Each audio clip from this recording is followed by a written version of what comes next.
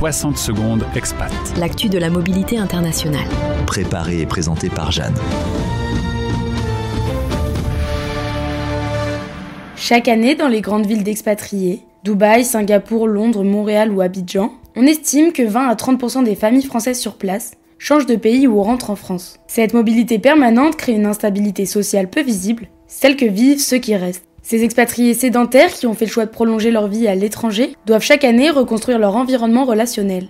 L'été est souvent synonyme de départ, fin de contrat, échéance des cycles scolaires, retour anticipé pour des raisons économiques ou changement de stratégie familiale.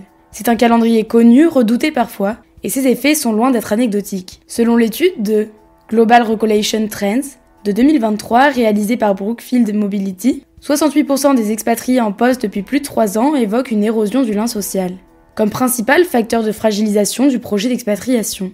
Car dans ces communautés, l'amitié se construit vite, mais s'interrompt tout aussi rapidement. L'attachement devient une gymnastique, on apprend à créer des liens rapidement, mais aussi à les délier sans se perdre. La sociologue Anne-Catherine Wagner parle de socialisation flottante pour décrire ce phénomène. Les cadres mobiles vivent dans un univers où les repères, les cercles sociaux, les habitudes de vie sont en perpétuelle recomposition. Ce mode de vie implique une grande adaptabilité, mais il n'est pas sans coût psychologique. Et ce coût est encore peu documenté. Les enfants aussi sont touchés. Une étude menée à Hong Kong auprès d'élèves d'écoles internationales montre que 41% des enfants expatriés interrogés auraient vu partir plusieurs de leurs meilleurs amis dans l'année scolaire écoulée. Ces ruptures fréquentes affectent la stabilité émotionnelle et peuvent freiner la capacité à s'investir pleinement dans de nouvelles amitiés.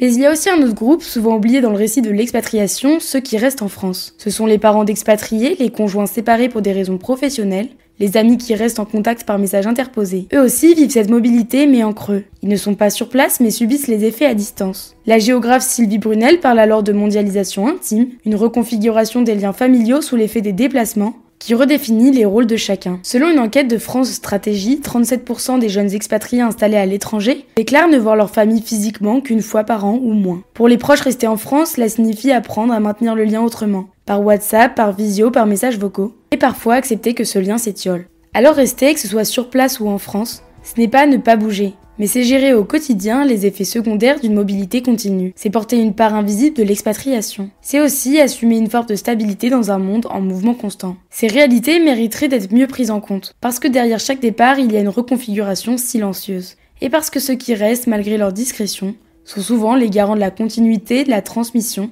et parfois même de la mémoire de l'expatriation. Retrouvez 60 secondes expat en podcast sur françaisdanslemonde.fr